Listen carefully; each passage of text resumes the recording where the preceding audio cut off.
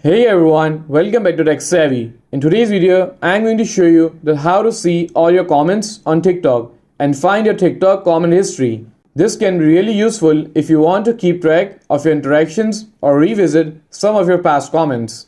Let's get started. First, open up the TikTok app on your phone.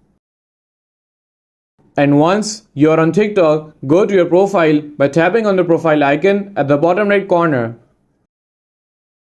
Now tap on the three lines at the top right corner to open the menu. And now select Settings and Privacy. Okay, so once you are here, you have to simply scroll down and tap on Activity Center. And now you will see option of Comment History. Simply tap on it. And here you will see all of your past comments. And that's it. You have successfully found all your comments on TikTok. This is a great way to keep track of your interactions and revised past comments.